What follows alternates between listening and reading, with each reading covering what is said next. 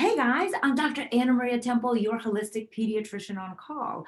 And today we're going to talk about the 5 reasons why your children are most likely addicted to sugar. Number 1, did you know that from evolution, we are supposed to use sweetness as a way to figure out if a food is safe or not?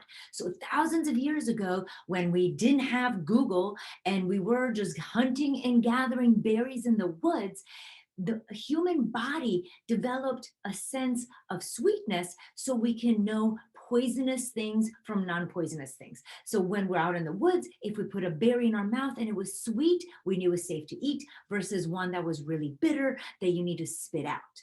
However, over time, the food industry got a hold of this idea, and now they're chemically changing all our foods. So now Doritos, which are a toxic substance, and we should be spitting it out from the bitterness. But they laced it with sugar. So all those chemicals, your body has no idea that they're bitter because there's a ton of sugar in those products, which then our taste buds get confused and we accept it as real food. Number 2, when we are pregnant, we eat a lot of sugar and simple carbs, right? But when we go to our doctor in our 10-minute visit, they don't really go through all the things you should eat. They just tell us, don't eat cold cuts, don't eat unpasteurized cheese, and stay away from sushi, and don't drink alcohol. Good luck. No one says, hey, listen, the more sugar you eat, the more you change your baby's taste buds in utero, now making sugar addicts later. This is what is some people term secondhand sugar exposure. So as pregnant mamas, we don't know. So we're like, well, we have cravings. I'm pregnant, so I'll eat donuts and I'll eat ice cream. We make fun of those cravings, not realizing what we are creating in our bellies. And let's say you know not to eat donuts and candy, but remember the times that you're nauseated and vomiting, and the only thing you can stomach is crackers, pasta, and bread. White stuff turns to sugar, which then again changes our baby's taste buds to sweeten finding little hounds.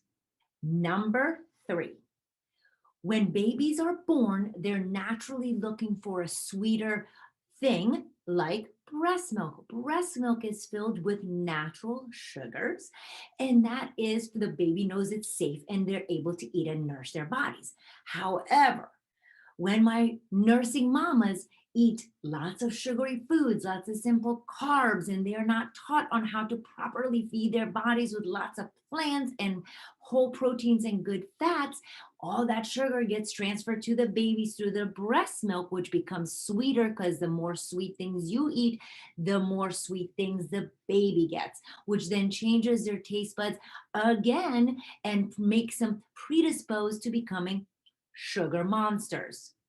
What about my mamas who can't nurse? Because that happens, and that's okay. But we have formula. What's in formula? Sugar, rice syrup, corn syrup, all kinds of sugars. So now we have a formula that's filled with sugar. So now our babies, even if they're eating formula, they're exposed to more sugar. Number 4, solid food introduction. What does the traditional model say? Let's eat rice cereal. Well, you've seen in my other video what rice cereal has in it, but rice cereal is a white starch that turns to sugar.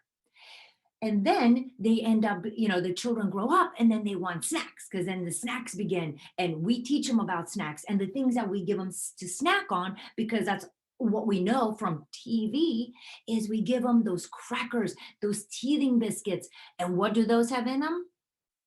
What was that? Sugar, more sugar. What about Cheerios? Those are simple carbs that turn to sugar. And then some parents don't even know, and they give their babies juice, which is more sugar. So this is another way that the babies from young become more and more obsessed with sugar. And number 5 is going to be all the foods that you don't know have sugar. You know about candies, you know about ice cream, and you know about cookies. Now, a lot of us put those things in children's lunch boxes as a treat. Folks, if you eat something every single day, it is not a treat. That is your diet. A treat is a cupcake you have on your birthday and a cookie you eat at Christmas. And that's not me being mean. That's just a fact. So if you have cookies in your child's lunchbox every day, they eat cookies as part of their regular diet. But there's other things that are hidden. The sugar is so hidden in them. What are those? Yogurts that have flavors in them. Your granola bars, which sound awesome, whole grain oats. Of course, you want to give the crunch to the children at school. How about sun chips? How about pasta sauces, ketchup, salad dressings, soups, potato chips, sun chips? I can go on all day. When you try to do a no added sugar diet, you're going to have to read the ingredients at the store, and your mind is going to be blown by the fact that you're not going to be able to get a lot of processed foods to feed your kids easy meals. But fear not, in my next episode, we're going to talk about 5 ways that you're going to be able to rein in the sugar monsters and change your children's habits for good. See you next time.